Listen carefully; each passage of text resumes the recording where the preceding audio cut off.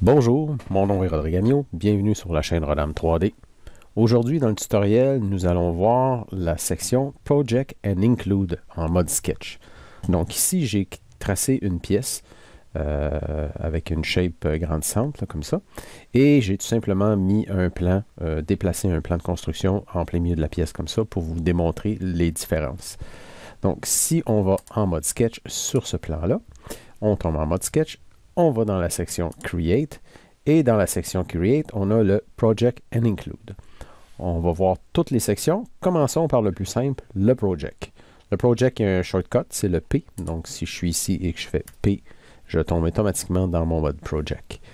Dans le mode Project, on l'a vu dans d'autres vidéos, l'idée est de projeter des features ou des ombrages d'un body sur le plan sur lequel on est en train de travailler. Donc ici, je suis en mode sélection filter. Donc je spécifie des entités. Donc ici, je peux choisir un arête ici. Et on voit très bien l'arête apparaître en rouge sur notre plan. Si je choisis une surface, il faut comprendre que ça va créer un carré ici. Et c'est toujours avec une incidence parfaitement perpendiculaire par rapport au plan sur lequel on travaille. Si je choisis cette face-là, on se trouve à faire une projection vers l'arrière, parce que l'on projette vers l'arrière. Et si je choisis la surface derrière ici, ben on fait une projection, il faut que je sois vis-à-vis comme ça, on fait une projection dans l'autre sens. Là, on aura compris que comme ma pièce est parfaitement plate, ben, si je choisis la surface sur le dessus, ça fait tout simplement une ligne. Donc, ça nous permet d'aller, on peut projeter des points aussi. Donc, je pourrais aller projeter que ce point-là sur mon sketch. Donc ça, c'est pour si on veut choisir vraiment des vecteurs très précis, mais l'incidence de projection va toujours être parfaitement parallèle à mon plan. Si je choisis le body, on va créer à ce moment-là une espèce d'ombrage. C'est comme si on avait un shadow qui se projetait directement sur notre plan. Donc, ça permet de transférer différents features d'un objet vers un plan. La plupart du temps, on va utiliser ici les spécifiques et je pourrais décider de prendre l'arête qui est ici, l'arête qui est là, mettons, et seulement le carré du devant pour une raison X. Ensuite de ça, on a le Projection Link. Donc, le Projection Link est très important.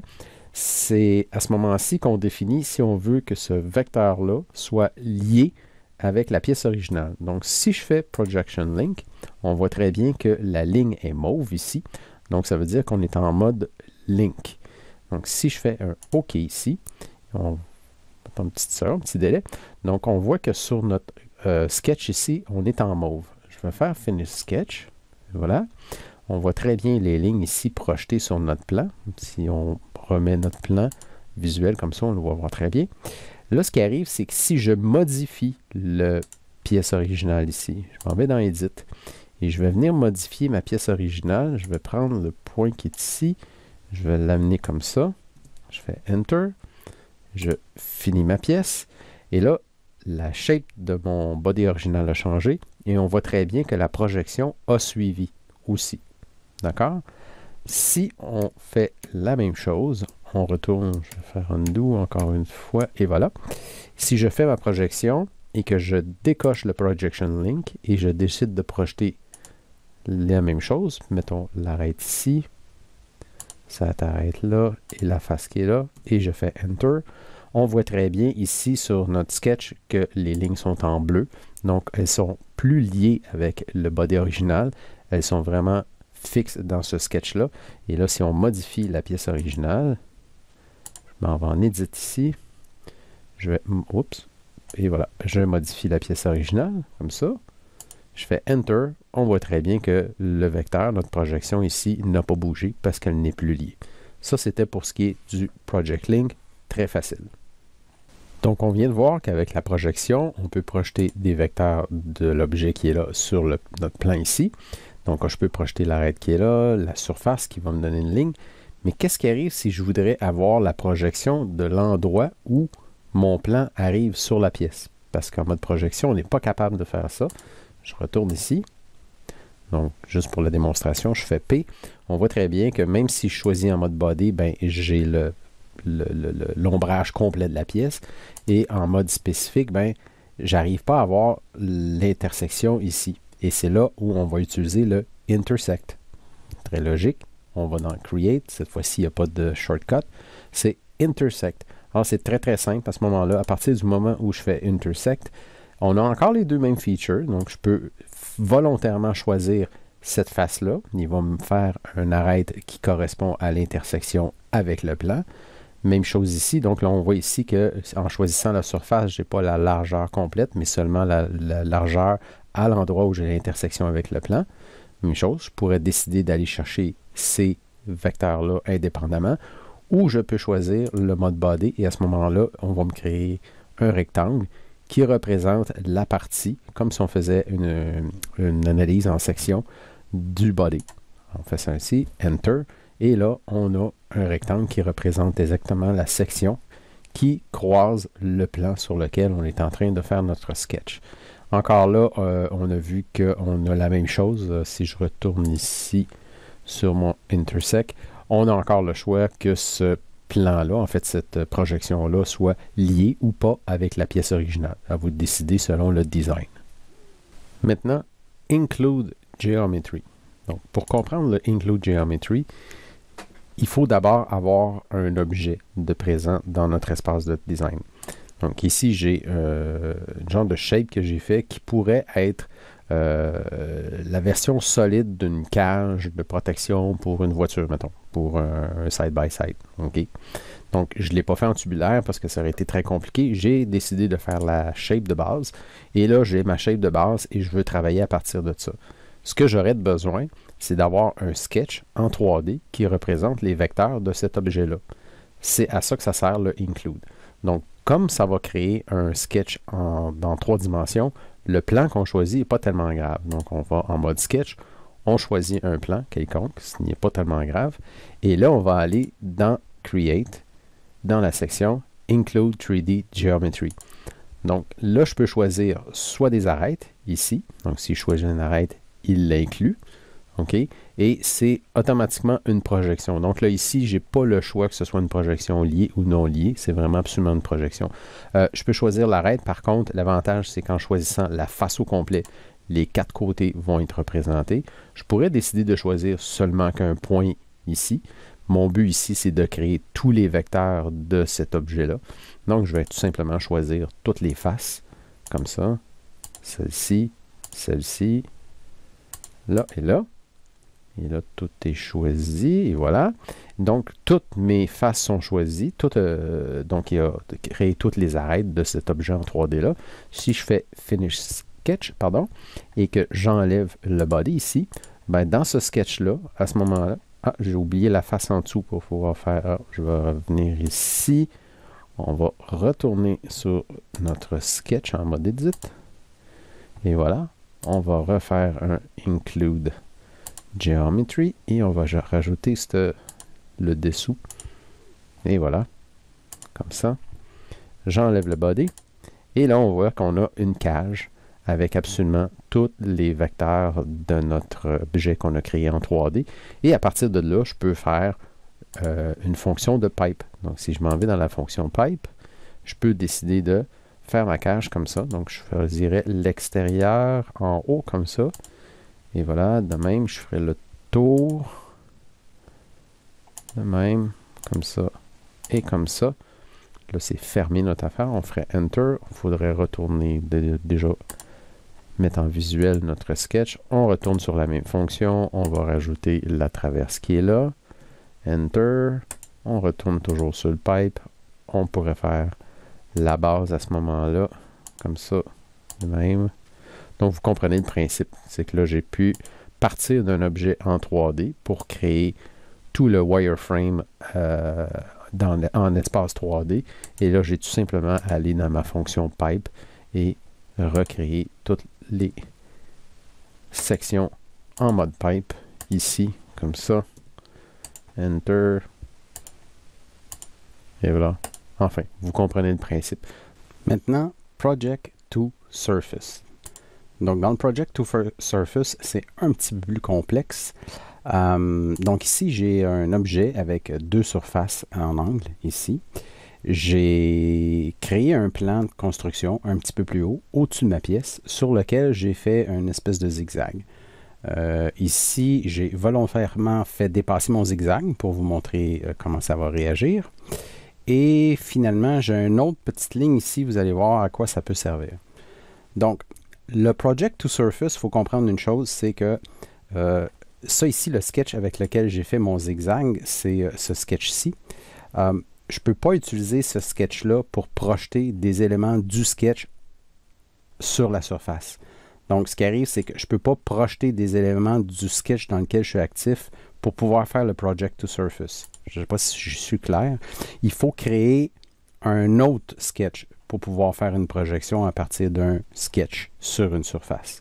Donc, juste pour que les gens comprennent, si je suis ici, là, je suis dans le sketch où j'ai fait ce design-là. Si je choisis ça, OK, puis que je veux faire un Project to Surface, OK, donc je choisis la face, je veux projeter sur cette face-là, et ma source, ici, ce serait ces lignes-là, au niveau du Project to Surface. Vous voyez que j'ai un warning. Not support project sketch geometry into the same sketch. Donc, je peux pas faire une projection dans ce sketch-là en prenant des éléments du propre sketch. OK? Donc, en gros, ce que ça veut dire, c'est qu'il ne peut pas projeter sur lui-même. Je ne sais pas si c'est clair, en tout cas, peu importe. Tout cela dit pour dire qu'il faut en fait créer un sketch spécifiquement pour faire la projection. Donc, j'ai ce sketch-là ici que j'avais déjà créé. Je retourne dans ce sketch-là. Donc, je suis dans un sketch ici. Il ne veut pas y aller, voyons. Edit. Et voilà. Donc, je suis dans un sketch ici qui est vraiment sur l'origine, le plan XY de l'origine. Et je vais projeter sur une face ou les deux faces ce plan-là. Donc, le Project to Surface, si je l'active. Et voilà. Donc, vous aurez compris, il faut choisir une face. Donc, je choisis cette face-là. Dans ce cas-ci, je pourrais choisir deux faces. OK? Si je continue, vous voyez ici, je peux choisir deux faces. Je vais désélectionner ça, puis je vais choisir seulement qu'une face. Et là, vous voyez, je vais aller le mettre to closest point, qui est le default, le premier menu par défaut. Et là, vous connaissez le Projection Link, je n'ai pas besoin de vous le réexpliquer. Et ensuite de ça, on va choisir la source de ce qu'on veut projeter. Alors moi, c'est l'espèce de zigzag ici. Donc, je choisis une ligne. Et là, vous voyez, il commence à se projeter tout de suite. Je choisis l'autre ligne ici et je choisis l'autre ligne ici. Et là, le closest point, ce qu'il faut comprendre, l'explication dans Fusion, ils disent « Project along the surface vector to the close point on the surface ». Donc, ce qu'il faut comprendre, c'est qu'il va utiliser le point le plus près. Donc, si je regarde mon sketch puis je regarde la surface, il va utiliser le point le plus près, puis il va utiliser ce vecteur-là pour projeter. Donc là, en ce moment, il projette vraiment comme ça. Pas avec la surface du plan, mais il projette de même. OK? Là, ce qui arrive, c'est que sur cette surface-là, je ne vois pas la continuité de ma ligne. Si je retourne ici et je rajoute cette ligne-là, OK? Là, il vient de changer son closest point pour cette ligne-là. Donc, il y a quelque chose d'un peu contre-intuitif par rapport au closest point, surtout si vous avez deux surfaces. Parce que là, si j'enlève complètement ça et je prends ça, on comprend que c'est très clair ici, la projection. Et si je prends que cette surface-là, la projection par rapport au point le plus proche est quand même assez claire. Par contre, à partir du moment où j'ai deux surfaces, là, il me fait quelque chose d'un peu bizarre. Si je choisis cette surface-là en premier et celle-là en deuxième, c'est pas évident qu'est-ce qu'il est en train de faire.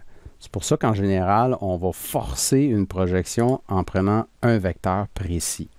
Donc, le fait de forcer le vecteur précis, on garantit l'angle d'incidence de notre projection. Donc, si je m'en vais dans ce along a vector, là, à ce moment-là, j'ai une flèche qui apparaît, mais j'ai toujours pas, vous voyez ici, il y a une projection, il y a une direction qu'il faut que je choisisse. Elle n'est toujours pas choisie, cette direction-là. Et là, pour choisir la direction, je peux utiliser soit une arête de mon objet, soit une ligne à quelque part que j'ai définie. Donc ici, c'est pour ça que j'ai mis cette ligne-là. Donc, vous voyez que si je vais prendre cette ligne-là comme élément de projection, là, à ce moment-là, la projection se fait sur les deux faces. Et là, ça a vraiment une logique de projection. D'accord? Vous comprenez la projection ici. Et j'ai volontairement fait dépasser la ligne ici pour vous montrer que la ligne qui est dans le vide, il va projeter, puis le bout qui est dans le vide, ben, il va tout simplement l'ignorer. D'accord? Par contre, si dans ma source, j'ai que cette surface-là. Normalement, il y aurait un bout de projection qui irait sur cette surface-là. Ça peut arriver qu'à un moment donné, il vous donne une erreur en vous disant que je ne suis pas capable de créer la projection sur l'autre face parce que la ligne continue sur une autre face. Genre, la ligne qui dépasse ici, si j'avais un autre objet ici, probablement qu'il me donnerait une erreur. En ce moment, il ne me la donne pas, mais les erreurs sont souvent sur le fait qu'il dit qu'il n'est pas capable de faire la projection. Donc, soit qu'on n'a pas choisi la face ou bien la face n'est pas possible de projeter. Donc, vous aurez compris le vecteur. Donc, ici, je peux choisir toutes sortes de vecteurs. Donc, je peux choisir dans ce sens-là. OK? Donc, on voit la flèche qui se déplace ici. Donc, il va projeter vraiment dans le sens de la flèche qui est ici. Et on le voit ici, la projection est vraiment parfaite. Je peux projeter en angle, comme ça. Et là, dans le fond, la projection se fait comme ça. Exactement. Donc, vous aurez, là, ici, vous voyez, je l'ai le warning. Il est en train de m'avertir qu'il y a une grande partie du sketch qui ne sera pas projetée parce que je n'ai pas de surface. OK? Donc, ça, c'est la différence entre le closest point et le along vector. Le closest point, si vous êtes sur une surface unique, il va choisir le point le plus proche. À partir du moment où vous avez deux faces de sélectionner comme destination, c'est un petit peu ambigu. Moi, je vous suggère de volontairement choisir along vector. Là, vous aurez compris aussi que ce qu'on vient de faire, toujours le même principe que les autres, c'est qu'on vient de créer un sketch à part entière. Donc ici, si je sors de mon sketch et que j'enlève cette composante-là, qui est, c'est laquelle? C'est celle-là? Non, c'est ici mon bloc. Donc, ce sketch-là est vraiment quelque chose de totalement autonome. On n'a pas fait de cut là, dans la pièce ou quoi que ce soit. On a projeté, puis on a créé un autre sketch qui s'est fié du plan. Là, on se dit pourquoi je n'aurais pas choisi le plan, puis souvent faire mon sketch. Des fois, la projection peut avoir une signification très, un besoin concret. Mais juste pour vous montrer, je vais vous montrer un autre exemple. Mettons que j'ai une surface en courbe ici. D'accord? Et que là, j'ai un autre sketch, puis je me suis mis une ellipse et j'ai pris un vecteur d'incidence ici là, pour ma projection que je peux utiliser. Donc, je vais aller dans un sketch à part. Je ne peux pas utiliser ce sketch-là. Donc, je crée un nouveau sketch. Même principe que l'autre. OK. Je vais aller sur ce plan-là. Pardon. Et voilà. Je choisis presque toujours le plan parallèle parce que quand on choisit le plan, un plan perpendiculaire, par défaut, il sort closest point, puis de closest point, ben, il n'existe pas, un plan perpendiculaire, donc il va faire une erreur dès le départ. Je m'en viens ici, et là, on a un closest point, donc effectivement, si je choisis ma face ici, et que je choisis ma courbe qui est là, on dit, ben voyons, il n'y a pas de projection. J'ai une erreur qui apparaît. Pourquoi? Parce qu'il n'y en a pas de closest point. Je suis en train de projeter sur une surface qui est courbe, donc le closest point ne marchera jamais sur quelque chose qui est courbe. Ça va toujours fonctionner sur une surface qui est plane. Donc, si je m'en vais along vector, là, à ce moment-là, je tombe dans la même situation que tantôt où je peux faire, je vais effacer ça, où je peux choisir une direction. Et là, je peux choisir une direction, c'est-à-dire les axes du plan d'origine. À ce moment-là, si je m'en vais directement au-dessus, on voit que la projection, elle est vraiment parfaite, exactement. Ou, comme je disais tantôt, on peut choisir une ligne, un vecteur qu'on a tracé volontairement et créer une projection dans l'angle exact d'un vecteur qu'on a créé. L'autre chose qu'on peut faire aussi, c'est que, comme on l'a vu dans l'exemple précédent, mettons qu'on a un autre body, donc j'ai créé une espèce de body ici par rapport en trapèze, juste pour vous démontrer que si ici, je choisis comme projection le vecteur sur ce trapèze-là, il va appliquer les deux angles. Parce que là, ici, j'ai un angle dans ce sens-là et j'ai un angle dans ce sens-là. Donc, on voit bien que la projection, elle est, si on s'en va directement au-dessus, on voit que le premier angle a déplacé ma projection vers le bas et l'autre angle va déplacer ma projection vers la droite, ici. Et là, à ce moment-là, je peux faire OK et j'ai ma projection qui est faite. Je vais faire mon Finish Sketch. Ma projection est faite. Là, j'ai une projection avec un peu à 4 points parce que je n'ai pas mis le link. Donc, ce n'est pas une projection linkée, elle n'est pas mauve, elle est bleue. Et il met un paquet de points parce que là, dans le fond, ce qu'il a recréé, c'est un spline. Donc, il y a tous les points de contrôle du spline en question. Et encore une fois, ce qu'on a fait, c'est qu'on a créé un sketch. Là. On n'est pas en train de couper une surface. Il n'y a absolument rien. Là. La surface, c'est toujours juste un body. Ce n'est pas une coupe qu'on a faite ou un trim. Okay? On a vraiment créé un sketch. D'ailleurs, si j'enlève ce body-là, le sketch est là. Vraiment, c'est une entité en tant qu'elle-même. Et là, ben, à partir de ce sketch-là, je peux choisir et faire un peu comme l'exemple avant. Je peux aller faire un pipe. Et rapidement ici, on peut peut-être essayer de grossir ça à 3 mm. Ouais. Et rapidement ici, je peux créer quelque chose d'assez complexe avec tout simplement une surface en courbe et une projection. Ça pourrait être une méthode qu'on utilise pour créer un frame de bicycle, mettons. Finalement, nous avons le Intersect Curve. Donc, encore là, l'Intersect Curve, on parle d'un environnement de sketch. Alors, si on s'en va en mode sketch, je vais vous faire une petite démonstration très simple. Je vais faire un premier sketch sur ce plan-là. D'accord? Et là, je ne suis pas obligé d'être en 3D. Des fois, le 3D est un petit peu tannant à cause du vecteur X, Y, Z à chaque fois qu'on introduit un point. Donc, je suis sur ce plan-là. Ce que je vais faire, c'est que je vais faire un T-spline avec une courbe comme ça. Vraiment aléatoire, juste pour vous montrer. Et voilà, ça c'est fait. Je vais faire Finish Sketch. Et maintenant, je vais en faire un autre sur ce plan-là, cette fois-ci. OK. Comme ça. Et on va se mettre un petit peu plus haut. Et je peux me dépasser, c'est pas tellement grave. Alors, je vais me mettre comme ça. Je vais faire un autre T-spline, puis tiens, je vais faire une courbe comme ça. De même. Et voilà. Là, je fais Finish Sketch et j'ai mes deux splines comme ça. Le Intersect, qu'est-ce qu'il va faire? Donc, encore une fois, il faut être en mode Sketch. On peut choisir n'importe quel plan, c'est pas tellement grave. Je me vais dans Create, Project Include et Intersect Curve. Donc, ce qui arrive, c'est qu'il va nous demander de choisir une curve et une curve face. Donc, si je choisis cette courbe-là, en fait, je choisis celle en bas. Et maintenant que je choisis l'autre courbe ici, qu'est-ce qu'il va faire? C'est qu'il va me faire une intersection entre les deux courbes. Il va créer la résultante en 3D. Donc, si je m'en vais au-dessus comme ça et je regarde, on a vraiment exactement le profil de la courbe en bas. Et si je m'en viens comme ça, j'ai le profil de la courbe en haut. Résultat, j'ai une courbe, je vais rester en ligne ici, j'ai une courbe qui est la combinée des deux courbes. OK? Pour comprendre un peu mieux ce que c'est exactement, on peut aller en mode surface. Et si on va faire un extrude en mode surface, c'est l'équivalent de créer un vecteur qui correspond à l'extrude de ce vecteur-là. D'accord? Et ensuite de ça, l'extrude de celui-ci. Comme ça. Donc, vous voyez que le mauve ici correspond exactement à l'intersection des deux plans. Donc, c'est pour ça que ça s'appelle Intersect. Et pourquoi ça servirait? Donc, on regarde ça, on fait comme moi, je vais me servir de ça quand?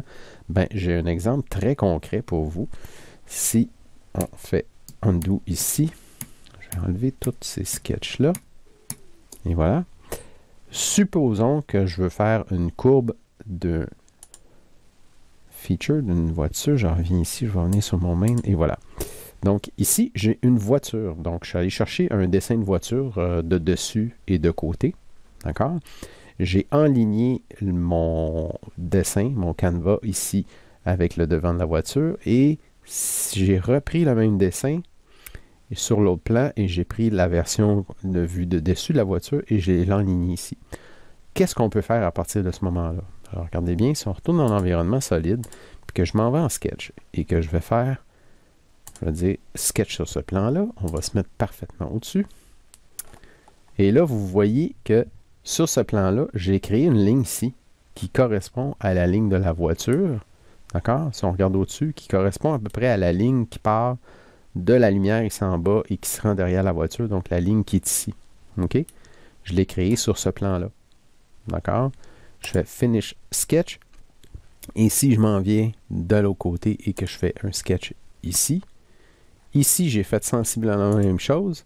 Mais cette fois-ci, j'ai créé la ligne sur le côté de la voiture. Donc, la lumière qui est là et la lumière qui est là. D'accord? Jusqu'à la lumière en arrière, donc cette ligne-là. Donc, ce qu'on s'est trouvé à faire, c'est que si on regarde tous nos sketchs, c'est que j'ai un sketch qui correspond à la ligne sur le côté par rapport à la vue du dessus, et j'ai un autre sketch qui correspond à la même ligne, mais la vue de côté. Et là, on aura compris que si je fais un intersect de ces deux sketchs-là, je vais choisir un plan quelconque. Donc, comme je disais, on n'a pas besoin d'avoir un plan particulier. Si je m'en vais intersect, et que je choisis cette ligne-là et cette ligne-là, alors à ce moment-là, qu'est-ce qu'on a fait? On s'est trouvé à créer une ligne dans l'espace 3D qui correspond vraiment à la courbe dans l'espace 3D à la voiture. Et là, à ce moment-là, je pourrais faire une géométrie, créer presque toutes les lignes de la voiture et en mode surface, on pourrait recréer la carrosserie au complet de cette voiture-là avec le principe du intersect. Donc, c'est ce qui termine ce tutoriel sur les différents types de projections et include les intersects et tout. Là, ici, je me suis amusé à faire la symétrie et faire une surface.